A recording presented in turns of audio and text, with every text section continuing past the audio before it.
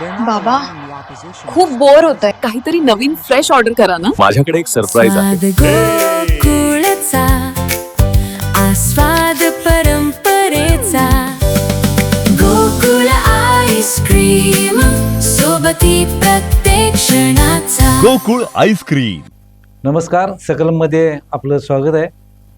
देशात आता 5 ठिकाणी विधानसभा निवडणुकीची मतमोजणी सुरू आहे. काही ठिकाणी धक्कादायक निकाल समोर येत आहेत. तर सुरुवातीला पश्चिम बंगाल आणि तामिळनाडू या ठिकाणी सत्तांतर होताना दिसतंय. तिथं एक धक्कादायक चित्र उभं राहिलेलं दिसतंय.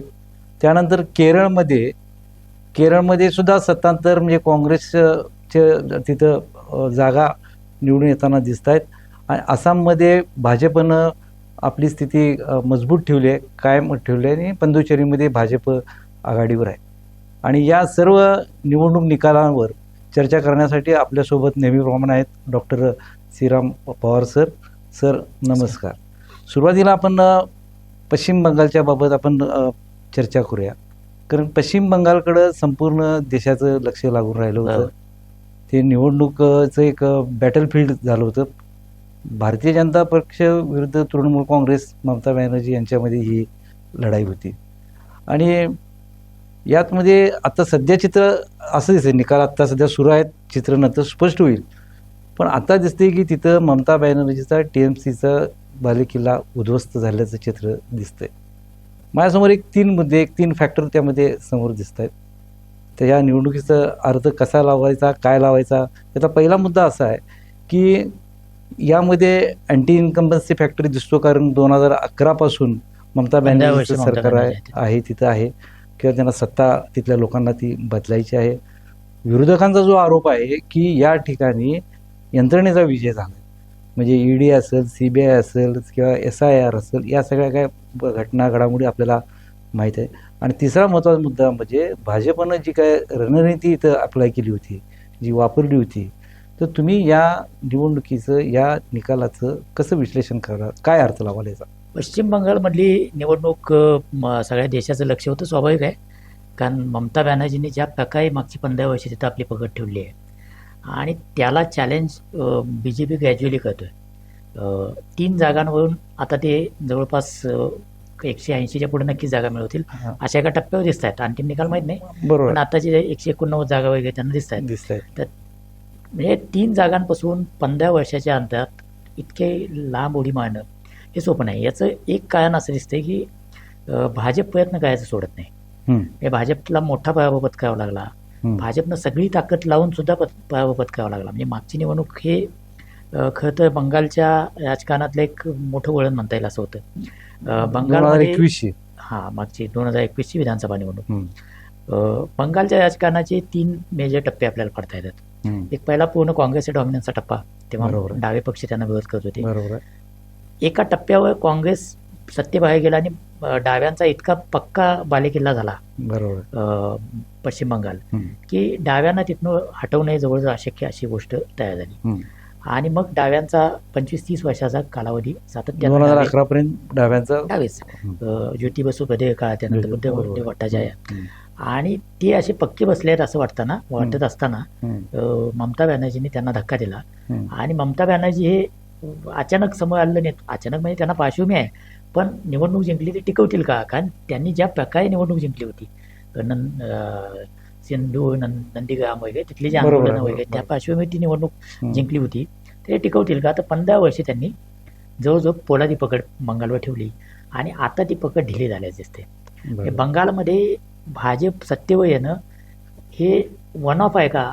तर ही शक्यता कमी आहे. कारण बंगालचा इतिहासच सांगतोय की एकदा एखादा पक्ष सत्तेत आला की यंत्रणा त्याच्या बाजूने जाते. बंगालच्या राजकारणाचं वैशिष्ट्य असं आहे की रस्त्यावरचं काढा जे आहे ते काढं काम करते, आणि त्या काढाच्या जीवावर निवडणुका जिंकल्या. पहिली डावे जिंकत होते, डाव्यांचं काढं बहुतांशी तृणमूलकडे गेलं, तेच निवडणूक मध्ये इन्फ्लुएन्स करत होतं. म्हणजे बंगालमध्ये ममता बॅनर्जींचा मोठा आधार काय होता, तर तिथं जसं महाराष्ट्रात शिवसेनेनं शाखा तयार केल्या, तसं बंगालमध्ये एक कल्पना आहे की त्या भागात गावामध्ये 2-4 क्लब म्हणता येईल अशा प्रकारचे तळागाळापर्यंत पक्ष न्यायचा आणि कार्यकर्त्यांच्या त्या क्लबच्या माध्यमातून अगदी तळापर्यंत. आणि या क्लबला पॅटर्नेज कसं असतं तर जवळपास वर्षाला सातत्यानं वेगवेगळ्या मार्गानं सरकार अनुदान देतं. बरोबर म्हणजे आपल्याकडच्या तरुण मंडळांना लोकांकडे पैसे मागावे लागतात. बरोबर तिथं तसं नाही आहे. तिथं त्या नवरात्रात जे उत्सव होतो, काली मातेचा उत्सव जे करतात त्यासाठी सरकार पैसे देतं, वेगवेगळ्या कामांसाठी सरकार पैसे देतं. आणि त्याच्यावर तिथले कार्यकर्ते एका हाताने पोचले जातात. आणि ती संपूर्ण यंत्रणा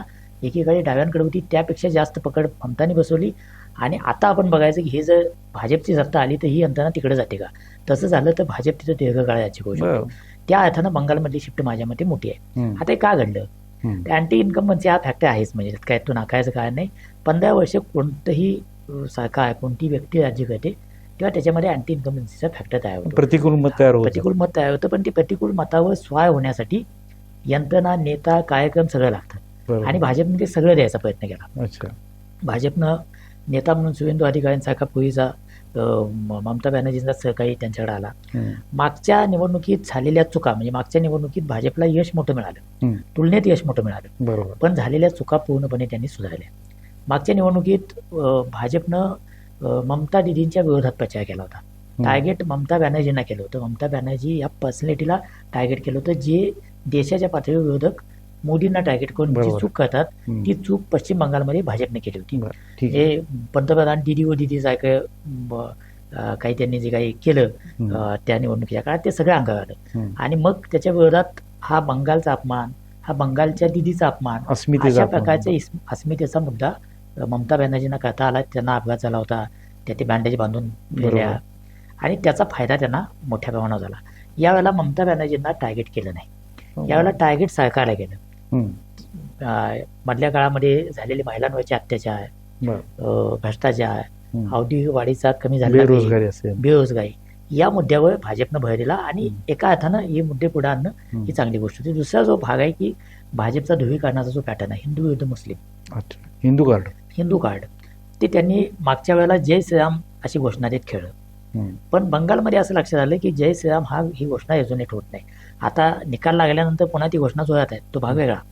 पण मग पंतप्रधानांपासून सगळे जय कालीमा म्हणायला लागले. म्हणजे हिंदुत्वाचंच बंगालमधलं प्रतीक वापरायचं. मागच्या वेळेला ममता बॅनर्जींना बेगम ममता म्हटल्यानंतर त्यांनी चंडीपाठ म्हणून दाखवलं आणि चॅलेंज केलं की तुम्ही चंडीपाठ म्हणून दाखवा. म्हणजे हिंदूंची जी मतं आहेत ती मतं एका बाजूला कन्सॉलिडेट होऊ नयेत असा प्रयत्न मागच्या निवडणुकीत ममता बॅनर्जीनं पूर्ण क्षमतेने केला. त्यात त्यांना चांगलं यश आलं. यावेळेला बीजेपीनं अतिशय काय म्हणता येईल की शूडपणे, धूर्तपणे किंवा अतिशय प्लॅन यात अशी त्यात त्यांनी घुसखोरीचा मुद्दा आणला. बांगलादेशातून येणारी घुसखोर आणि त्याच्या विरोधात आमचं कॅम्पेन आहे. आणि ममता बॅनर्जींचं सरकार घुसखोरीला मदत करतं आणि घुसखोरी रोखण्यासाठी केंद्राला मदत करत नाही अशा प्रकारची भूमिका अमित शहा, नरेंद्र मोदी आणि सगळे याचा पुन्हा वेगळा मुद्दा आहे, तो त्याच्याशी जोडलेला आहे. पण घुसखोरीवर अतिशय आक्रमकपणे भाजपने यावेळेला प्रचार केला. आता खरं तर घुसखोरी रोखणं हा केंद्र सरकारची जबाबदारी आहे. कारण घुसखोरी दुसऱ्या देशातून येणाऱ्या कुठल्याही व्यक्तीला रोखण्याचं काम हे बॉर्डर असलेले जवान किंवा BSF जे कोण ते सगळ्या यंत्रणा सिक्युरिटी फोर्स केंद्राच्या ताब्यात आहेत. ती शोधणं, परत पाठवणं याची यंत्रणा पण केंद्राच्या ताब्यात आहे. पण मुद्दा असा केला गेला की ममता बॅनर्जींचं सरकार सहकार्य करत नाही म्हणून घुसखोरीची समस्या वाढली आणि त्याचा परिणाम हिंदू मतांवर होण्यासाठी झाला. कारण डेमोग्राफी बदलते, म्हणजे लोकसंख्येचं प्रमाण बदलतं. अशा प्रकारचा प्रचार मोठ्या प्रमाणावर केला गेला, त्याचा परिणाम झाल्याचं दिसते. मागच्या वेळेला तो घडवता आला नाही, पण यावेळेला घडल्याचं दिसते. बंगालमध्ये भद्र लोक ज्याला म्हटलं जातं, जे वरिष्ठ जाती, ज्या उच्च जाती, तथाकथित उच्च जाती ज्या असतात त्या संपूर्ण देशामध्ये भाजपसोबत आहेत. देशाच्या बहुतांश भागामध्ये केरळ आणि बंगाल ही 2 राज्य अशी आहेत की या जाती भाजपसोबत नाही आहेत. या जाती ट्रॅडिशनली डाव्यांसोबत होत्या, नंतर त्या तृणमूल काँग्रेस सोबत होत्या. यावेळेला त्याच्यामध्ये धक्का द्यायचा प्रयत्न भाजपने केला आहे असं दिसतंय आणि त्या जातींना काही प्रमाणात कासेना वळवण्यामध्ये यशस्वी झाले. बंगालचं आणखी एक वैशिष्ट्य आहे की बंगालमध्ये म्हणजे बाकी सगळ्या राज्यांमध्ये भाजप हा शहरी भागातून ग्रामीण भागाकडे गेला. बंगालमध्ये भाजप हा आधी ग्रामीण भागात गेला आणि मग शहरी भागात गेला. तर शहरी भागातला जो ममता बॅनर्जींचा डॉमिनन्स आहे, कलकत्ता किंवा जी मोठी शहर आहेत तिथला जो डॉमिनन्स आहे त्याला पण यावेळेला त्यांनी धक्का दिला आणि त्याच्यामध्ये सगळे फॅक्टर आहेत. अँटी इन्कम्बन्सी आहे, बेरोजगारीचा मुद्दा आहे, बदल लोकांचं मतदान फेरण्याचा मुद्दा आहे, ध्रुवीकरणाचा मुद्दा आहे आणि या घुसखोरीचा मुद्दा आहे. या सगळ्याचा परिणाम म्हणून यावेळेला म्हणजे हे मुद्दे लोकांपर्यंत पोहोचवण्यामध्ये भाजप यशस्वी ठरली. त्याच्याच यावेळेला त्यांनी केलेला आणखी एक हे होता की कुठेही बंगाली अस्मिता बांगला भाषा याला कुठेही धक्का द्यायचा नाही बरं. आणि जर काही त्यात चुका झाल्या तर त्या अंडरप्ले करायच्या. बरं म्हणजे विवेकानंदांना स्वामी म्हटलं जातं, बरं त्यांचे गुरु परमहंसांना ठाकूर म्हटलं बरं. जातं. चुकून भाजपचे नेते विवेकानंदांना स्वामी न म्हणता संत म्हणाले किंवा आणखी काही म्हणाले, बरं. तर ते त्यांनी अंडरप्ले केलं. या प्रकारच्या ज्या गोष्टी आहेत त्या बंगालमध्ये खूप त्याचा परिणाम होत असतो बरं. बंगाली अस्मितेच्या दृष्टीनं. भाजपचे एक नेते असं म्हणाले की विवेकानंद म्हणाले होते की तू मुझे खून दो मैं तुम्हें आजादी दूंगा. बरं. आता ह्याचाच पदार्थ ते नेता सुभाषचंद्र बोसांनी म्हटलं. बरं. पण याचा कुठलाही परिणाम होणार नाही याची यावेळेला अतिशय बारकाईनं काळजी घेतली. आणि जर तुम्ही बघितलं तर संपूर्ण निवडणुकीच्या काळात मागच्या निवडणुकीची धुरा पूर्णपणे कैलास विजयवर्गीय यांच्या हातात दिली होती. हा एक अत्यंत आक्रमक बरोबर. आणि संघटन कौशल्य असलेला नेता आहे, त्याच्यामध्ये काही शंका नाही. पण बंगालमध्ये लक्षात आलं की ते ज्या आक्रमकतेनं जातात ती आक्रमकता बंगालमध्ये चालत नाही. हिंदुत्वाचा तो आक्रमक प्रचार चालत बरं. नाही. यावेळेला हिंदुत्वाचाच प्रचार केला पण बंगाली नेत्यांनी केला, बरं बंगाली पद्धतीने केला. बरं. त्यामुळं कुठलीही प्रेस कॉन्फरन्स बंगालच्या बाहेरच्या नेत्याने घेतली नाही. अमित शहाचा अपवाद वगळता सगळे बंगाली नेते मीडिया पुढे जात होते आणि अमित शहानी 15 दिवस तळ ठोकून दिवसभर 6-7 सभा करायच्या बरं. आणि 7-8 नंतर संध्याकाळी रात्री 1-2 पर्यंत आढावा घ्यायचा आणि दुरुस्त्या करायच्या.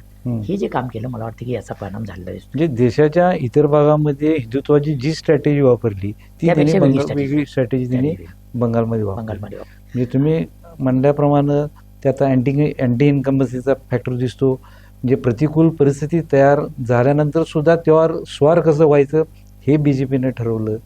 मग बाकी तुम्ही म्हणला घुसखोरीचा मुद्दा आहे, SIRचा मुद्दा आहे, बेरोजगारीचा मुद्दा आहे, हे सगळे फॅक्टर त्यामध्ये आले आणि त्यामध्ये भाजपनं यावर ठरवलेली रणनीती, निवडणूक रणनीती, ह्या सगळ्यांचा हा परिणाम आता चित्र आता सध्या तरी दिसतंय. दुसरं म्हणजे आता ममता बॅनर्जींचं एक प्रतिक्रिया ऐकली की मतमोजणी जाणीवपूर्वक डिले केला जातो, डिले केला जातोय, अजूनही 70 ठिकाणी आम्ही विजयी होऊ अशी आपल्याला अपेक्षा आहे वगैरे आहे. असं होत असावं असं वाटतं का? जाणीवपूर्वक मतमोजणी स्लो केली जाते वगैरे? अन्य राज्यांच्या तुलनेत बंगालमध्ये मतमोजणीचा वेग कमी आहे असं दिसतंय. पण ममता बॅनर्जीने असं म्हटल्यामुळं वास्तव बदलत नाहीये. निम्म्यापेक्षा जास्त मतमोजणी झाल्यानंतर जर 190 पेक्षा जास्त जागांवर भाजप जिंकलं किंवा ट्रेंड दिसतो आता, ट्रेंड क्लिअर दिसतोय आणि 100 पेक्षा आत जागा तृणमूलकडे आहेत. मागच्या निवडणुकीत तृणमूलने जिंकल्या त्याच्यापेक्षा 100 जागा किमान त्यांना तोटा होईल किंवा धोका त्यांच्या जागा जातील असं दिसतंय आणि भारतीय जनता पक्षाच्या 100 जागा वाढतील असं दिसतंय. ही जर आकडेवारी असेल, मतदान अगदी निम्म झालं असं आपण गृहीत धरलं तर मला वाटतं की तृणमूलनं लक्षात घ्यायला पाहिजे की काहीतरी पराभवाच्या टोकावर आहेत. पराभव जवळजवळ नक्की आहे, फक्त त्याच्या औपचारिक शिक्का मायाचं बाकी आहे. ते शेवटचं मत मोजलं जात नाही तोपर्यंत कुणी पराभव मान्य करत नाही. त्याप्रमाणे ममता बॅनर्जींनी पण तो मान्य केलेला नाही. ममता बॅनर्जींच्या स्वभावाचं वैशिष्ट्य आहे. त्या सगळा पराभव झाला तरी त्या अनेक कारणं देतील.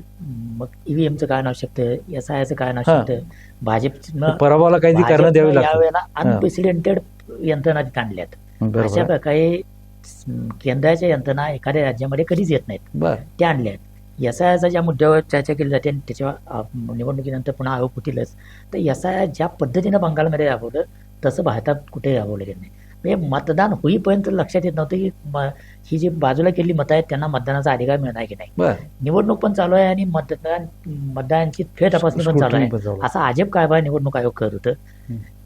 भाजपच्या विजयामध्ये ज्या प्रकारचा विजय झालाय तो केवळ SIR मध्ये झालाय असं मानायचं अजिबात कारण नाही. पण SIR ज्या पद्धतीनं राबवलं गेलं, मतदान फेर तपासणीचा कार्यक्रम, मतमोजणी, मतदार याद्या फेर तपासणीचा कार्यक्रम ज्या पद्धतीनं बंगालमध्ये राबवला गेला त्याच्यामध्ये निवडणूक आयोगाकडे बोट दाखवायला निश्चितपणे जागा आहे. निवडणूक आयोग असेल, केंद्रीय यंत्रणा असतील, ज्या पद्धतीनं भाजप वापरते त्याच्यावर निश्चितपणे बोट ठेवलं जाईल. असं असलं तरी केवळ त्याच्यामुळं इतका मोठा विजय मिळालाय असं मला वाटतं. पण दुसरं म्हणजे राज्यात आता TMC एवढी सत्ता आहे, स्वतः सत्तारूढ TMC आहे, असं असताना जे काही अनप्रेसिडेंटेड यंत्रणा वापरली असं जे काही आरोप केला जातो तो तेवढा तितपत तो तथ्य वाटतं का त्यामध्ये? वापरले, अवघडच वापरले ना. कधीच हा. इतका केंद्रीय राखीव पोलीस दलाचे लोक किंवा बाकी सगळे त्याच वेळेला पॅरामिलिटरी फोर्स असेल, त्याच्या आधी CRPF. ईडी छापा टाकते, सीबीआयचे तपास अचानक चालू होत आहेत.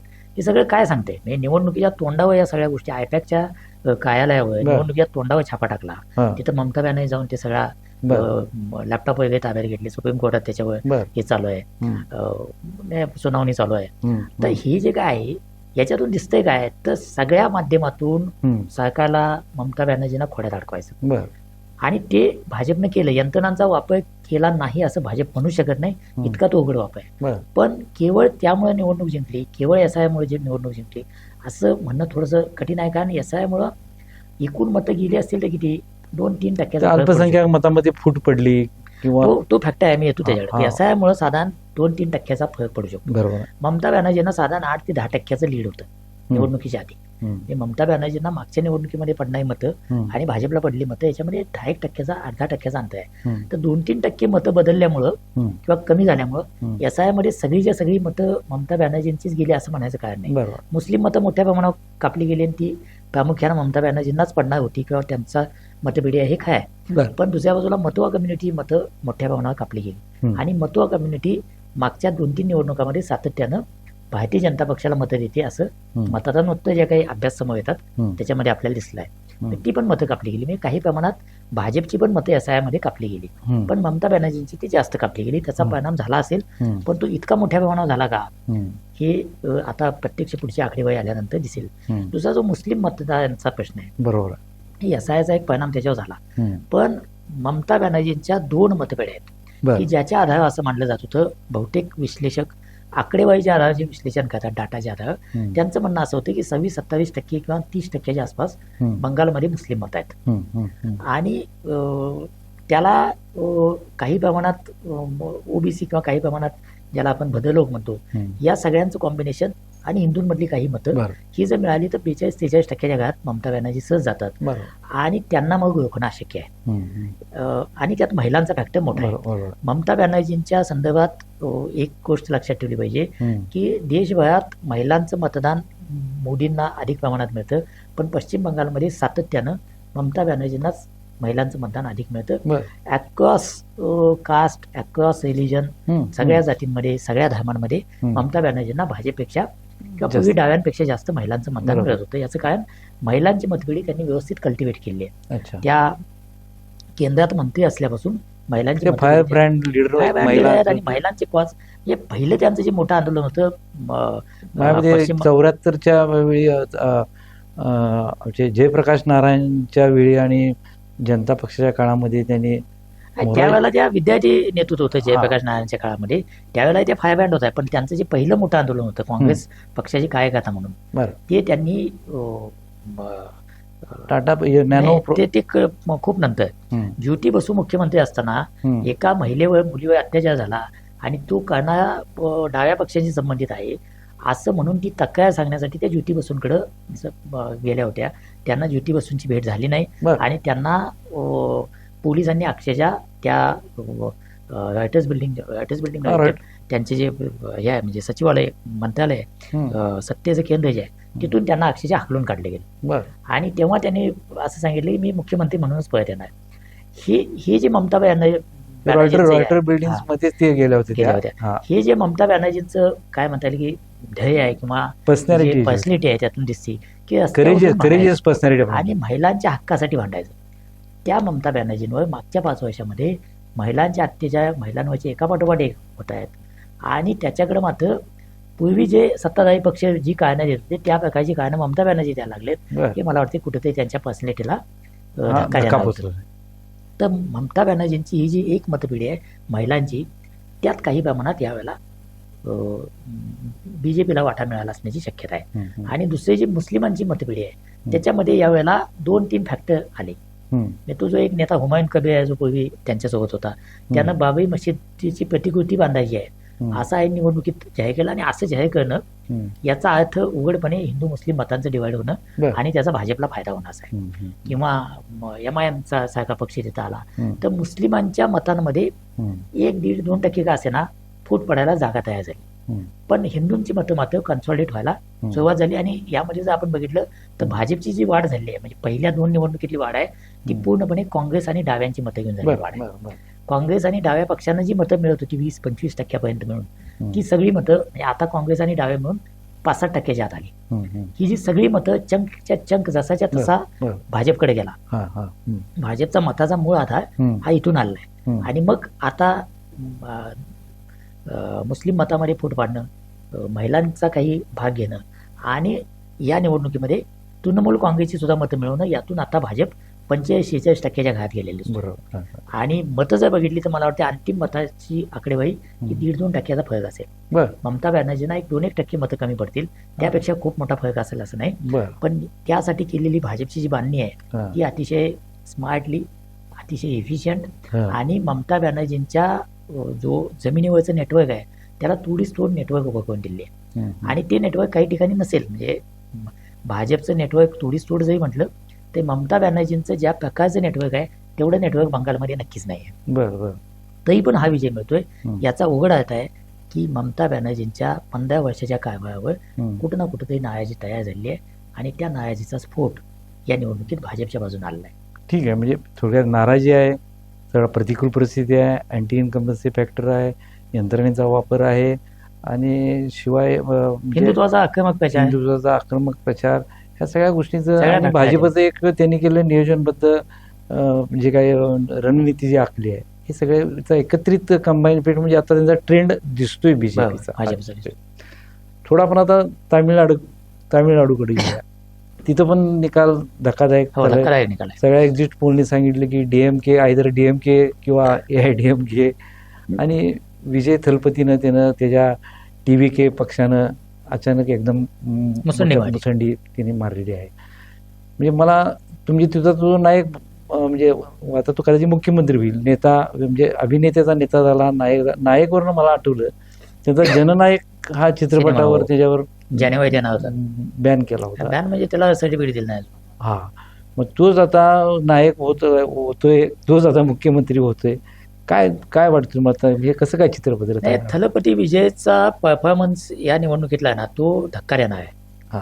याचं कारण असं आहे की तामिळनाडूमध्ये कल्ट असलेले नेते नाहीत अशातला भाग नाही. म्हणजे MG रामचंद्रन सिनेमातून आले होते, जयललिता सिनेमातून आले होते, करुणानिधी हे या सगळ्याचे सिनेमाशी संबंधित होते, रायटर, संवाद लेखक वगैरे वगैरे, म्हणजे ते एकूण सिनेमाशी संबंधित होते. आणि करुणानिधींचे डायलॉग हे एकेकाळी तामिळनाडूमध्ये सगळ्यात गाजणार बखन होतं. त्यामुळं हे सगळे त्यांची पार्श्वभूमी तिथं सिनेमाच्या नेत्यांच्या मागं उभं राहण्याची आहे, हा एक भाग आहे. पण विजयच्या जो काही आता ज्या प्रकारे मुसंडी मारली, मला वाटते त्याच्यापेक्षा आणखी काही वेगळे फॅक्टर तिथं असायला पाहिजेत. एक्झिट पोल पण DMKला एज दाखवत होती, कारण DMKच्या संदर्भात जर तुम्ही बघितलं तर लोकसभेची निवडणूक त्यांनी खूप मोठ्या फरकाने जिंकली. बरोबर. मागची विधानसभेची निवडणूक दणदणीत जिंकली. आणि जयललिता नंतर AIDMK मध्ये एक नेतृत्वाचा पोकळी झाली. पळणीस्वामींनी नेतृत्व करायचा प्रयत्न केला, नेता म्हणून ठीकठाक आहे, पण जयललितांचा करिश्मा त्यांच्याकडे नाही. आणि AIDMKचं संघटन हळूहळू विस्कळीत होते की काय असं वाटत होतं. भाजपनं त्यांच्यासोबत जायचं, शिवाय त्यांच्या शिवाय लढायचं, असं करत करत शेवटी ते दोघं एकत्र आले. आणि ही लढत पुन्हा DMK आणि AIDMK होईल असं वाटत होतं. तशी झाली असती तर निश्चितपणे स्टॅलिननं जिंकली असते. त्यात विजयचा जो फॅक्टर आला, हा जो तिसरा TVKचा फॅक्टर जो आला, तो धक्कादायक होता. आणि आतापर्यंत कमल हसन तिथं प्रयत्न केला, उपयोग झाला नाही. रजनीकांतने एक प्रयत्न केला, ते काही प्रत्यक्ष निवडणूक लढवली नाही, पण ते मागं पडले.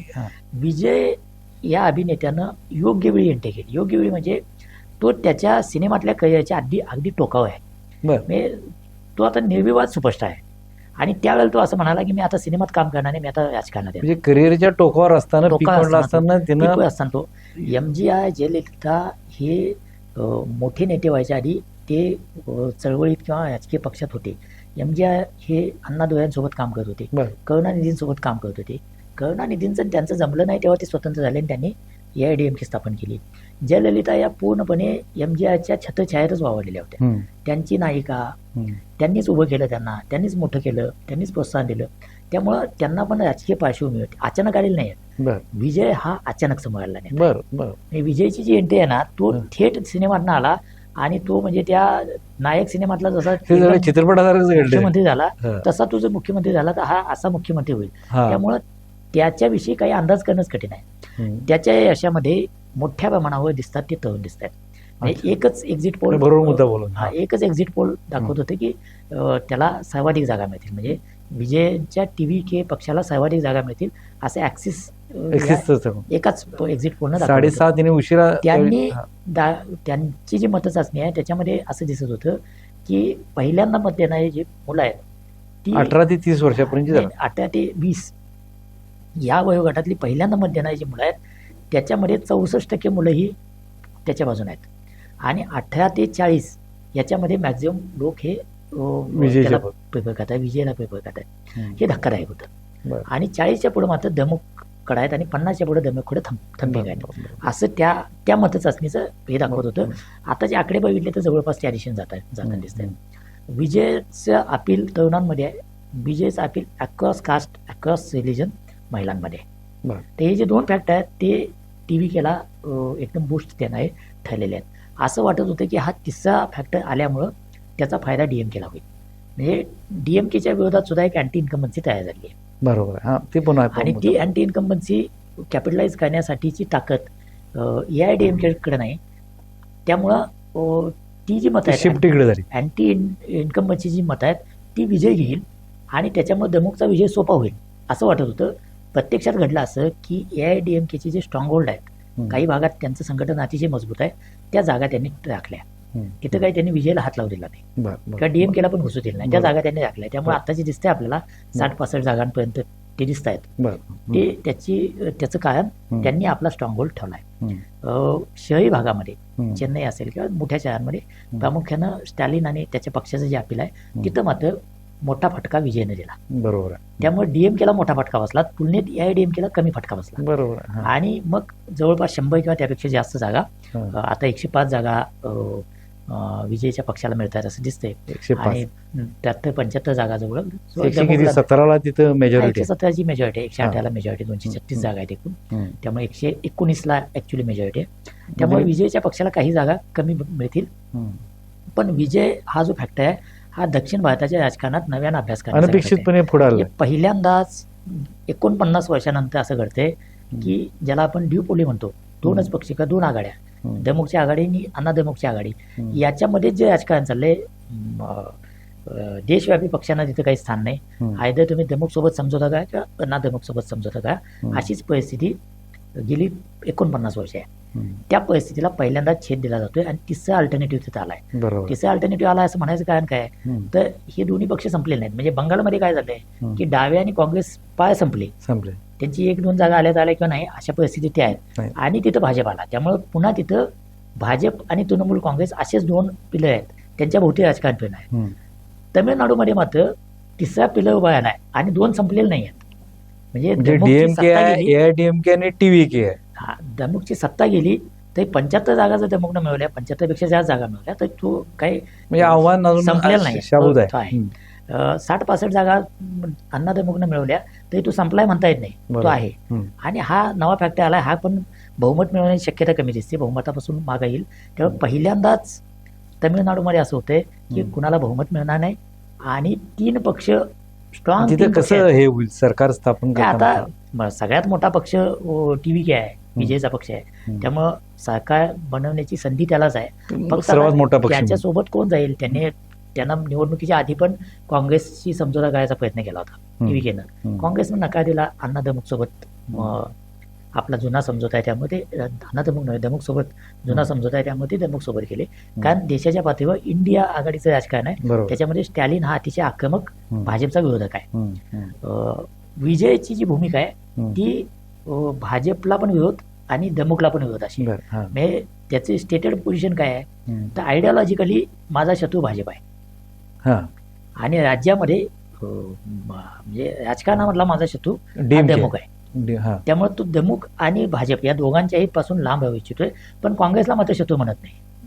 त्यामुळे काँग्रेसला ज्या काही जागा मिळतील त्या कदाचित काँग्रेस त्याला सत्ता स्थापनेसाठी मदत करते. अण्णा दमुकच्या माध्यमातून भाजपकडे सत्तेचा हे जाऊ नये म्हणून विजयकडे काँग्रेस जाऊ शकते.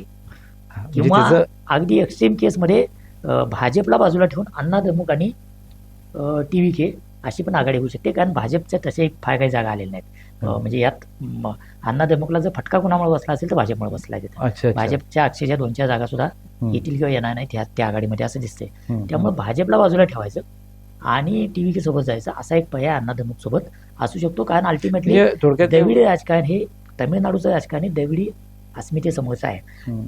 तिथं आणखी एक फॅक्टर होता बरं. डिलिमिटेशनचा. Delimitation. डिलिमिटेशन करण्याचा जो प्रयत्न संसदेत विरोधकांनी आणून मतदारसंघ पाडला, पुनर्रचना. त्या डिलिमिटेशनच्या विरोधातला सगळ्यात प्रखर आवाज जो होता तो स्टॅलिनचा होता. बरोबर. त्यानं तो मुद्दा चालवायचा प्रयत्न केला. हम्म. तमिळनाडूमध्ये डिलिमिटेशनच्या विरोधातली भावना निश्चितपणे आहे. हम्म. त्यामुळं भाजपचा जो आणखी ह्रास झालेला दिसतोय त्याचं हे कारण डिलिमिटेशन रेटायचा प्रयत्न भाजपने केला तो आहे. हम्म. पण त्याचा जेवढा फायदा तमिळ अस्मिता म्हणून कन्सॉलिडेट व्हायला पाहिजे होती स्टॅलिनच्या बाजूनं, तेवढी ती झालेली नाही. त्याचा काही प्रमाणात लाभ हा विजयला मिळाला. विजयच्या बाबतीत आणखी न समजला भाग काय आहे, विजय या अभिनेत्यानं एकही मुलाखत दिलेली नाही, बरं. एकही प्रेस कॉन्फरन्स केलेली नाही. हं. त्यानं फार तर फोटो ऑपॉर्च्युनिटीज दिल्या आहेत, फोटो काढायची संधी दिली आहे. त्याच्या पलीकडे तो पत्रकारांना भेटले नाही. तिचा करिश्मा तिचा त्याच्या अनेक सभा रद्द झाल्या, बरं. हम्म. अनेक ठिकाणी तो पोहोचूच शकला नाही, बरं. तरी पण त्याला इतकी मतं मिळत आहेत. त्यामुळे हा नेता राज्य कसं करणार याविषयीची कसलीच आयडिया आपल्याला नाही आहे. हा नेता विचार म्हणून करणारा पण आलाय, मुद्दा आहे. पण नेतृत्व सत्तेत आल्यानंतर तो राज्य कसं करणार आहे, हे भावनेच्या लाटेवर काय त्याच्याकडे झालंय? पुढे राज्य कसं करणार हे आपल्याला माहिती नाही. हम्म. त्याच्या आयडिओलॉजिकल भूमिका आयडिओलॉजिकली भाजपला विरोध असं तो म्हणतोय. तो म्हणजे काय म्हणतात की तो secular- म्हणतोय पॉलिटिकल माझा अपोनंट म्हणजे DMK किंवा मग म्हणतो आयडिओलॉजिकल अपोनंट म्हणजे म्हणजे BJP म्हणतो. भाजपला विरोध हे त्याचं क्लिअर दिसतंय, हा. द्रमुकला विरोध हे पण क्लिअर दिसतंय. म्हणजे आयडिओलॉजिकली देशाच्या पातळीवर आता जर तो तमिळनाडूमधला फोर्स झाला असेल तर देशाच्या पातळीवर पण त्याचा एक आवाज निर्माण होईल. आता तो कोणाकडे जाणार आहे? इंडिया आघाडीकडे जाणार आहे, भाजपकडे तर आयडिओलॉजिकल विरोधक आहे त्यामुळे जाणार नाही का, पुन्हा भूमिका बदलणार आहे, कारण त्याला कुठली बॅकग्राऊंड नाही आहे. बरोबर आहे. आता सिनेमात तो त्याला एक दिसतो, या सिनेमातला पलीकडे हिरो नायक आणि तुम्हाला ऍज अ लीडर म्हणून नेतृत्व सिद्ध करावं लागणार आहे. आणि जी आता खरी जी परीक्षा आहे आता पैसे यापुढे. आहे. आणि त्यामुळं पुन्हा जे पारंपरिक ट्रॅडिशनल तमिळनाडूमधले जातीची समीकरणं आहेत ती सुद्धा पूर्ण बदललेली आहेत. बरोबर. हम्म. जातीच्या पलीकडं असं ज्याला जेन झी म्हणतात, हम्म. तर त्या जेन झीचा विजय आहे का आपल्याला आकडेवारी हा नंतर हा तपासता पण येईल. मुद्दा महत्वाचा आहे. ह्या जेन झीचा विजय आहे का? ते खरं. बंगालमध्ये सुद्धा, पश्चिम बंगालमध्ये सुद्धा काही प्रमाणात का असेना हा जो तरुण वर्ग आहे तो नोकऱ्या मिळत नाहीत याविषयी नाराज आहे. तर नाही, तो नाही, तुम्ही भाजपकडे मगाशी गेलाय. उल्लेख केला ऍक्सिसनं जे काही सर्व्हे केला काय केला तर त्या 18 वयोगटापासून 40 हा, वयोगटापर्यंत मोठ्या विजयकडे प्रमाणात शिफ्ट लोकं विजयकडे आहे. म्हणजे तो जेन झीचा आहे, CNG चा तो फॅक्टर factor- असू शकेल तो पण तर नाकारता तो- येत नाही. हा. तो जो आहे तर हम्म. त्याचे प्रिफरन्सच वेगळे आहेत, हा, हा. त्याची राजकारणाची शैली वेगळी आहे. हम्म, की हम्म, ट्रॅडिशनल जातीचे गठ्ठे याच्यावर नाहीये, हम्म, हम्म, की सोशल मीडियातनं मीम्स तयार करणं, हम्म, मेसेजिंग करणं, ते राजकारणच एक वेगळं राजकारण तयार होतंय. हम्म, तर ते आपल्या देशामध्ये यायला लागले का तमिळनाडूतून, हम्म. हा पण एक महत्वाचा मुद्दा बरं. तमिळनाडूच्या निवडणुकीतून समोर येतोय. म्हणजे बरं, हा, तमिळनाडूची निवडणूक ही वेगवेगळ्या पद्धतीनं हा. अभ्यास करण्यासारखी निवडणूक आहे. तिसरा पोल निर्माण होणं हे पूर्ण वेगळेपण आहे. सत्तेत कोण भागीदार होईल हे बघता येईल. तो एक तो एक major लहान मुद्दा आहेच हा पुढे. मुद्दा आहे. हा, विजय राष्ट्रीय राजकारणात काय भूमिका घेईल हा एक मुद्दा मुद्दा आहे. आहे. बरोबर. आणि जेन जीव स्वार होऊन आलाय का, आलाय तसा का असेल तर हे हे तपासणं नोंद गरजेचं आहे. अन्य राज्यात जाणार का, बरोबर आहे. हा एक पुढे लक्ष ठेवण्याचा काय मुद्दा सांगता येत आहे. नाही. त्यामुळे म्हणजे तमिळनाडूचं राजकारण आणि तमिळनाडूची निवडणूक ही मागच्या 50 वर्षामधली कलाटणी देणारी निवडणूक आहे असं आपल्याला अगदी म्हणता येईल. बरोबर तमिळनाडूचं राजकारण नव्यानं हे होतंय, अगदी आकार अगदी आहे. अगदी म्हणजे तुमचं निरीक्षण अगदी परफेक्ट आहे. बरोबर आहे. म्हणजे हे केस स्टडी म्हणून सुद्धा हा, तमिळनाडूच्या बघायला. राजकारणाकडे बघावं लागेल. बघणं गरजेचं आहे. राजकारणाच्या अभ्यासकांना तमिळनाडूच्या राजकारणाकडे पूर्ण नव्या दृष्टिकोनातून बघावं लागेल. त्या आपल्याला आता पश्चिम बंगाल झालं, तमिळनाडू झालं, आपण आता जरा केरळकडे येऊया थोडक्यात बरोबर. की केरळकडे आता LDF म्हणजे काँग्रेसनं तिथं सत्तांतर झाले. डावे बरोबर. म्हणजे एकमेव जे काय डावे जे देशात होती ते पण तिथून आता सत्तेतून बरोबर. बाहेर पडले. काय तुम्हाला केरळबद्दल काय तुमचं? केरळमध्ये केरळचा इतिहास बघितला तर अल्टरनेटिव्ह सत्ता बदल होतोय. हम्म. म्हणजे UDF आणि LDF. UDF म्हणजे काँग्रेसच्या नेतृत्वाखालची आघाडी आणि LDF म्हणजे डाव्यांच्या नेतृत्वाखालची आघाडी. तर त्यांच्यात अल्टरनेटिव्ह सत्ता बदल होतोय. पण मागच्या वेळेला पहिल्यांदाच पिनारायणी विजयन जे केरळचे मुख्यमंत्री आहेत कम्युनिस्ट पार्टीचे, तर त्यांनी पुन्हा निवडून येण्याचं एक चमत्कार म्हणण्यासारखी कामगिरी करून दाखवली. पुन्हा तिसऱ्यांदा ते मत मागत होती. म्हणजे तिसऱ्यांदा विजयांनाच निवडून द्यावं अशा प्रकारची भूमिका घेऊन कम्युनिस्ट लढत होते. ते लोकांनी नाकारलं. 10 वर्षाची अँटी इन्कम्बन्सी हा एक फॅक्टर आहे. आणि केरळमध्ये काँग्रेसचं संघटन आहे. थोडक्यात अँटी इन्कम्बन्सी फॅक्टर या तिन्ही राज्यांमध्ये दिसतो आपल्याला. बंगालमध्ये दिसतोय, तमिळनाडूमध्ये दिसतोय, केरळमध्ये पण दिसतो. तर आणि काँग्रेसचे अँटी इन्कम्बन्सी वर स्वार होण्यासारखं नेटवर्क ही तिथं आहे केरळमध्ये भाजप फारसा काय नाही आहे, म्हणजे जवळपास नाही आहे. 2-3 जागा मिळाल्या, त्यांनी खातं उघडलं तरी ते त्यांच्या दृष्टीने महत्वाचं आहे. आणि डाव्या भाजपचा या केरळ आणि तामिळनाडू बघण्याचा दृष्टिकोन मला वाटतं हाच आहे की या निवडणुकीच्या निमित्तानं काही पर्सेंटेज मताचं वाढता येईल का. डावे कमकुवत झाले या निवडणुकीत तर कदाचित जे बंगालमध्ये घडवलं भाजपनं, ते डावे कमकुवत झाल्यानंतर तृणमूलच्या विरोधात लढणार कोण तर भाजप. अशा पद्धतीनं बंगालमध्ये भाजपनं आपली पोझिशन घेतली. तशी ते केरळमध्ये घेतील का असा प्रश्न आहे. म्हणजे आता डावे कमी झाले तिथं. म्हणजे 35 जागा आता दिसत आहेत आणि 100 जागा काँग्रेसचा मोठा विजय. या सगळ्या निवडणुकीमध्ये काँग्रेसला जर काही सेलिब्रेट करण्यासारखं असेल तर केरळचा निकाल आहे. 4थं राज्य काँग्रेसकडे दिसते. एक मेजर राज्य काँग्रेसकडे पुन्हा आलेलं आहे आणि ते आणखी काही काळ राहू शकतं. म्हणजे लोकसभेत सुद्धा ते काँग्रेसच्या बाजून जाऊ शकतं. त्या अर्थानं केरळच्या निवडणुकीला महत्व आहे. तर डाव्यांची सत्ता जाणार हे तिथं दिसत होतं. जाणारच नाही असं काही नाही.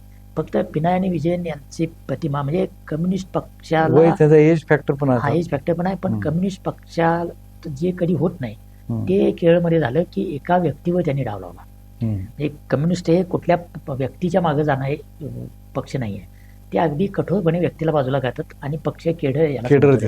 पण केरळमध्ये मात्र विजयननी स्वतःची प्रतिमा पक्षापेक्षा मोठी केली. त्याचाही फटका बसला का माहिती नाही. म्हणजे हा एक फॅक्टर असू शकतो. केरळमध्ये जे काही त्यांचं जे काही राजकारण आहे ते सगळं वर्गीय राजकारण असं म्हणतात.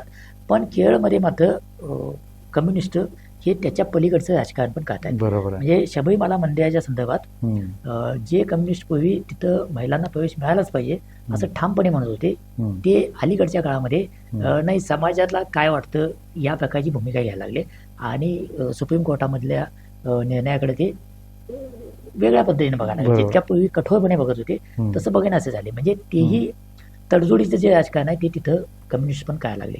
या सगळ्याचा अल्टिमेटली परिणाम मला वाटतं की काँग्रेसच्या विजयात झाला आहे. काँग्रेसचं नेटवर्क चांगलं आहे. स्थानिक सतीशनसारखा खूप चांगला चेहरा तिथं त्यांनी समोर ठेवला होता.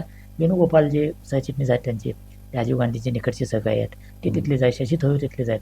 तर या सगळ्याचा परिणाम आपल्याला दिसतोय. त्यामुळं केरळची निवडणूक काँग्रेसने जिंकली हा काँग्रेससाठी एक मोठा दिलासा. या सगळ्या पण भविष्यामध्ये आपल्याला बघावं लागेल की डाव्यांचा आकार कमी होण्याचा फायदा भाजप घेईल का. कारण की त्यांनी पश्चिम बंगालमध्ये अतिशय बारकाईनं नियोजनबद्ध केलं. तसं ते केरळमध्ये करतील का. कारण केरळमध्ये भविष्यात त्यांचा प्रयत्न आहे की ध्रुवीकरण करताना बाकीच्या ठिकाणी हिंदू विरुद्ध मुस्लिम होतं, तिथं ख्रिश्चन विरुद्ध मुस्लिम ध्रुवीकरण करण्याचा एक प्रयत्न भाजपनं या निवडणुकीतच केला. पण तो भविष्यात अधिक टोकदारपणे केला जाईल का हे बघण्याचा. कारण केरळमध्ये ख्रिश्चनांची संख्या पण लक्षणीय आहे आणि ती ख्रिश्चन कम्युनिस्ट पार्टीकडं बऱ्यापैकी आतापर्यंत होते. ते कदाचित या निवडणुकीमध्ये काँग्रेसकडे झोपल्याचं दिसतंय. ज्या प्रकारच्या जागा त्यांना मिळताना दिसत आहेत ते बघितलं तर आता आकडेवारी तपासावी लागेल आपल्याला. आणि आकडेवारी आल्यानंतर हे जागांच्या आधारावर आपण काढत असलेलो अनुमान आहे. तर ते तो जर धागा पकडून त्यांनी काम करायला सुरुवात केली भाजपनं तर कदाचित म्हणजे हे का म्हणतो मी, कारण डाव्यांचे 3 गड होते. एक पश्चिम बंगाल, त्रिपुरा आणि केरळ आणि पूर्वी मग बिहार किंवा आंध्र प्रदेश हे डाव्यांचे काय म्हणतात की बलस्थान होते. Strong hold. आंध्र प्रदेशमध्ये त्यांना चांगल्या जागा मिळायच्या, बिहारमध्ये मिळायच्या. पण ह्या 3 राज्यामध्ये सबस्टॅन्शियल आणि त्या 3 राज्यामध्ये त्यांनी सत्ता मिळवली आहे. केरळ हे पहिलं राज्य आहे की कम्युनिस्ट पक्ष जगात कुठेतरी मतपेटीतून निवडून आला. कम्युनिस्ट हे क्रांतीवादी आहेत. बरोबर. हे क्रांती करायची प्रस्थापितांना उलटून लावायचं आणि कामगारांच्या क्रांतीतून सत्ता घ्यायची अशी कम्युनिस्टांची धारणा आहे. पण भारतामध्ये कम्युनिस्टांनी निवडणुकीचं राजकारण करायचं ठरवलं आणि केरळमध्ये पहिल्यांदा त्यांचं सरकार आलं होतं. तर तिथं अल्टरनेटिव्ह ते जात आले. म्हणजे ती काही कायम सत्ता त्यांच्याकडे आली नाही. बंगालमध्ये त्यांची सत्ता खूप वर्ष होती, त्रिपुरात खूप वर्ष होती. त्रिपुरातली सत्ता गेल्यानंतर डावे पुन्हा तिथे निवडून आले आहेत. हम्म. बंगालमधली डाव्यांची एकदा सत्ता गेल्यानंतर डावे पुन्हा तिथे निवडून आणले. त्रिपुरातला त्यांचा आकार कमी कमी होत गेला. हम्म. बंगालमधला त्यांचा आकार कमी कमी होत गेला. आता डावे पुन्हा सत्तेपर्यंत येतील असं आता तरी कोणाला वाटत आता नाही. तर पूर्ण भविष्याच्या पोटात काय दडले कोणाला माहित नाही. राजकारण बदलत असते. पण हम्म. आज घडीला बंगालमध्ये असं कोणी म्हणत नाही की डावे पुन्हा सत्तेत येतील. त्रिपुरात असं कोणी म्हणत नाही डावे पुन्हा सत्तेत येतील. केरळमध्ये आत्ता आपण म्हणू शकतो, कारण अजूनही प्रमुख विरोधी पक्ष डावेच आहेत. एलडीएफच आहे. हा एलडीएफच आहेत किंवा डावेच आहेत. हम्म. पण भाजपनं जर जी संधी त्रिपुरात आणि पश्चिम बंगालमधली साधली ती जर केरळमधली साधली तर कदाचित डाव्यांचं उच्चाटन होण्याची दृष्टीने जाईल. संपूर्ण देशातनं सत्तेतून उच्चाटन ऑलरेडी झालेलं आहे. सत्तेत आता डावे कुठंच नाहीत, कम्युनिस्ट कुठंच सत्तेत नाही आहेत. बरं. तर ती कदाचित इथं म्हणजे त्यांचं अस्तित्वच इलेक्टोरली अस्तित्व म्हणजे डावे चळवळीत राहतील, तो काही प्रश्न नाही. डावे कामगारांचे आंदोलन करत राहतील, कष्टकऱ्यांचे आंदोलन करत राहतील. अजूनही डाव्यांच्या चळवळीमध्ये लोक येत आहेत. हं. येत नाहीत असं नाही. आपल्याला आपण प्रस्थापितांच्या बघतो की विरोधात हं. नाशिकमधून शेतकऱ्यांचा मोर्चा निघाला तो डाव्या पक्षांचा असतो, त्यामध्ये हजारो लोक येत आहेत. हे काय आहे, पण सत्तेचं राजकारण जिथं आहे तिथं डावे प्रस्तुतहीन व्हायला लागले आहेत की काय, प्रस्तुत ठरायला लागले आहेत की काय, अशा दृष्टीनं हा निकाल बोर्ड दाखवतोय. डाव्यांना आत्मपरीक्षण करण्याची एक वेळ या निकालानं निश्चितपणे म्हणजे आली. केरळच्या निमित्तानं डाव्यांनी आत्मपरीक्षण करणं, चिंतन करण्याची गरज आहे. आणि केरळमध्ये आता भाजपची रणनीती याच्या पुढे कशी असेल हे सुद्धा तपासावं लागेल, कारण पश्चिम बंगालमध्ये त्यांनी ते करून दाखवलं. दोन्ही करून 15 वर्षात करून दाखवलं. दाखवलं. पश्चिम बंगाल हा मोदींच्या राज्यासाठी एक म्हणजे असा सलनारा भाग होता. याचं कारण असं की उत्तर भारतात सगळीकडं भाजपनं आपलं काय प्रभुत्व सिद्ध केलं म्हणता येईल. हं. पश्चिम बंगाल ही श्यामाप्रसाद मुखर्जींची भूमी. बरोबर श्यामाप्रसाद मुखर्जी हे जनसंघाचे संस्थापक. बरोबर. हे एका अर्थानं भाजपचे काय म्हणता येईल की फोरफादर म्हणता येतील, हं. त्यापैकी श्यामाप्रसाद मुखर्जी एक. बरोबर आहे. वंदे मातरम हे भाजपचं नेहमीचं प्रचाराचं टूल आहे. हं. ते वंदे मातरम पश्चिम बंगालमधलं. हं. असं सगळं असताना पश्चिम बंगालमध्ये मात्र भाजपला कधीच यश मिळत नाही. हा त्यांच्यासाठी मोठा सल होता. त्यामुळे ते सातत्यानं प्रयत्न करत होते. हं. मागच्या निवडणुकीत खूप ताकदीने प्रयत्न केला पण जमलं नाही. या निवडणुकीत मात्र त्यांनी ते करून दाखवलं. म्हणजे भाजप म्हणजे दिसतंय का तुम्हाला या सगळ्यामध्ये हं. की त्यांनी एखादी गोष्ट ठरवली की ते ये ना के ना प्रकारे वेगवेगळ्या पद्धतीने प्रयत्न करतात. माणसं फोडली. भ्रष्टाचाराचे आरोप तृणमूल काँग्रेसवर केले, पण ज्यांच्यावर आरोप केले ते सगळे बहुतांश लोक भाजपमध्ये घेतले. त्यांच्यावर जे आरोप नंतर ते चौकशा सगळ्या बाळगळ्या. या कशाचंही न लाजता ते समर्थन करतात. सत्तेच्या राजकारणासाठी जे काय आयुध वापरायचे, लागेल जे काय सगळं करायचं ते सगळं पण करायचं. ती सत्ता मिळवायची. सत्ता मात्र ती आणि घ्यायची. याला तोंड देण्यामध्ये आतापर्यंत ममता बॅनर्जी यशस्वी ठरल्या, कारण त्यांची स्ट्रीट फायटर ही प्रतिमा, त्यांची महिलांसोबतची असलेली अटॅचमेंट आणि त्यांच्या मागासली मुस्लिमांची मतपेढी, याच्यातून ते आतापर्यंत तगून गेल्या. पण या निवडणुकीत त्याला धक्का नाही, देण्यामध्ये ममता बॅनर्जीसाठी त्यांना भाजपला कडवी झुंज द्यावी लागली गेल्या काही वर्षापासून, ह्याच्यात नाही दिसून येते. पण अल्टिमेटली भाजपनं तेच राज्य मिळवलंच. हा प्रश्न काय आहे की जे मिळत नाही ते मिळवण्यासाठी 15-20 वर्ष चिकाटीनं काम करण्याची जी भाजपची तयारी आहे. उलट दुसरीकडे जर आपण बघितलं तर काँग्रेस एखाद्या राज्यातनं गेली, भाजप विरुद्ध काँग्रेस जिथं आहे तिथून पुन्हा काँग्रेस येणं फार कठीण आहे. गुजरातमधून काँग्रेस सत्तेच्या बाहेर गेली, पुन्हा आलीच नाही ना, 20-25 वर्ष झाली. मध्य प्रदेशात तसं दिसतंय आपल्याला. हा जो भाग आहे की एखाद्या मोठ्या राज्यातून काँग्रेस सत्तेतून बाहेर गेल्यानंतर पुन्हा सत्तेत येणं की जवळजवळ आशिकेपाया बनून जाते. तसं भाजपच्या बाबतीत होत नाही. ते काहीतरी करून तिथे येत आहेत. हा दोन पक्षांच्या रणनीतीतला आणि कन्सिस्टन्सी मधला फरक आहे. आपण आता मगापासून ते पश्चिम बंगाल झालं, तमिळनाडू, केरळ झालं, यामध्ये बदल झालाय, सत्तांतर झालंय, बदल होताना दिसतोय. आता राहिला आता आसामच्या बाबतीत. आसामला भाजपनं आपलं शाबूत ठेवलेलं आहे. माहिती 100 स्वाधीनी पार केलेली 100च्या आसपास जातील. काय कमी काय जास्त, पण 100च्या आसपास जातील. म्हणजे वन साइडेड विजय. वन साइडेड तिथं विजय आहे. हेमंत शर्मा तिथं त्यांनी, हेमंत बिस्वा शर्मा त्यांनी हे केलेलं आहे. काय तुम्हाला आसामच्या बाबतीत काय म्हणजे त्यात आसामच्या निवडणुकीच्या बाबतीत एक तर प्रिडिक्शन म्हणाल तर सगळ्यांचं सर्वसाधारणपणे भाजप सत्ता टिकवेल या प्रकारचं होतं. आणि याची कारणं अत्यंत उघड आहेत. तिथं भाजप आणि काँग्रेसमध्येच लढत आहे. बाकी छोटे मोठे पक्ष आहेत नाही असं नाही. पण भाजपने एक असं कॉम्बिनेशन तयार केलं आहे की वेगवेगळ्या शेडचे बरेच लोक त्यांच्यासोबत आहेत.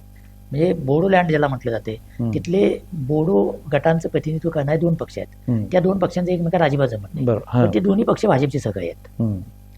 असं सगळं भाजपने तिथे मॅनेज केलं. याचं कारण हेमंत बिस्वा शर्मा हे एक भारतामधलं एक आगळं नेतृत्व आहे. म्हणजे ते काँग्रेसमध्ये होते तेव्हापासून त्यांची नजर ही टॉप पोझिशनकडे होती. गोगोई जेव्हा मुख्यमंत्री होते तेव्हाही त्यांना वाटत होते की आपण राज्यात नंबर 1 असायला पाहिजे. त्यांची ती नजर कधी झाकली नाही. हम्म. मग राहुल गांधींचे त्यांचे मतभेद झाले, ते भाजपमध्ये गेले हम्म. आणि ते एकदम हिंदुत्ववादी झाले. बर. ते टोकाचे हिंदुत्ववादी झाले. हं. म्हणजे नव हिंदुत्ववाद्यांमधला सगळ्यात टोकाचा हिंदुत्ववादी कोण? म्हणजे लंबक तर ह्या हिमंत- बाजूने त्या बाजूला गेला. हिमंत बिश्व शर्मा. ते अजिबात न लसता टोकाच्या हिंदुत्वाचं समर्थन करतात, टोकाचा मुस्लिम विरोध दाखवतात हम्म. आणि त्याच्यातून त्यांची प्रतिमा तयार झाली आहे.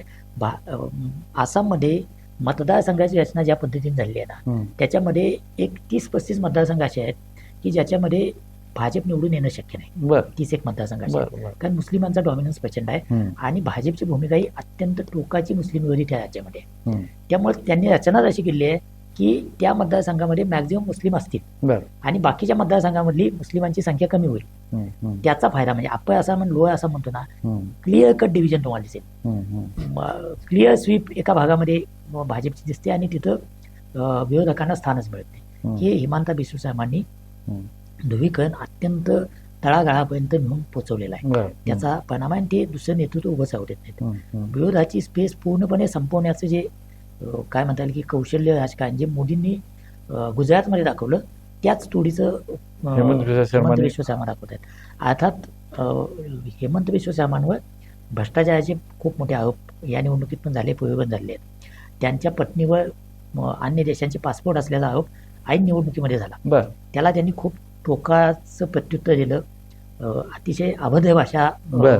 हेमंत बिस्व शर्मांनी पवन खेडांच्या विरोधात वापरली, जी भाषा एखाद्या राजकीय नेत्यानं उच्चारू नये अशा प्रकारची भाषा वापरली. त्याच्यावर सुप्रीम कोर्टानं पण आक्षेप नोंदवले. हम्म. पण पवन खेडांवर त्यांनी गुन्हा नोंद केला, त्यांच्या अटकेसाठी पोलीस पाठवले दिल्लीमध्ये. बर. असं सगळं नाट्य त्यांनी घडवलं बर. आणि हे सगळं करून त्यांनी सिद्ध केलं हा. की माझी लोकांवर पकड आहे. बर. आता त्यांनी जे काही केलं त्याच्यावर टीका करता येऊ शकते की ते हा. ध्रुवीकरण ज्या पद्धतीचं करतायत.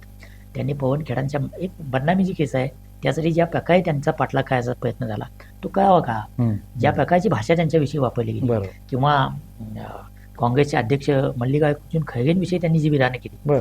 ती शोभनाही नाही आहेत, कुठल्याही मुख्यमंत्र्याला शोभनाही नाही आहेत किंवा सार्वजनिक जीवनात काम करणाऱ्या कुठल्याही नेत्याला शोभनाही नाही आहेत. हम्म. पण असं सगळं असलं तरी हम्म. जिंकून मात्र ते आले.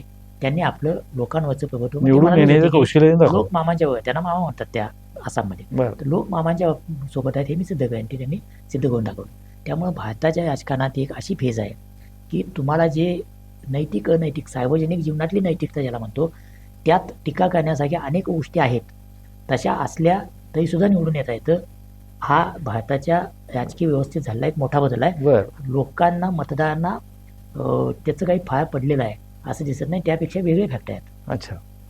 नैतिकतेच्या पूर्वीच्या सोबत राजकारणाचा पोत आणि हा, तो आताच्या बदललेला राजकारणाचा आहे. पोत पूर्ण असं बदल आपल्याला स्पष्टपणे म्हणता येईल. या सगळ्याच्या. अशा प्रकारच्या गोष्टी आपल्याला आपल्याला सगळ्या त्या शेवटी निवडणुकांमध्ये- लास्ट या सगळ्या सगळ्या याच्यावर ठिकाणी लास्ट दिसतंय. कॉमेंट मध्ये आपल्याला ते यायचं आहे. हा. काय आता थोडक्यात पॉंडिचेरीच्या संदर्भात एक अगदी नाही, पुडुचेरीमध्ये आता म्हणजे- आता तिथले स्थानिक पक्ष आणि भाजपची जी भाजप आघाडी आता आहे, दिसते तर तिथे. त्यांचीच सत्ता होती, त्यांची सत्ता यायला असं दिसते. काही जागा कमी होतील, हा. कदाचित काँग्रेसच्या 1-2 जागा वाढतील. हा.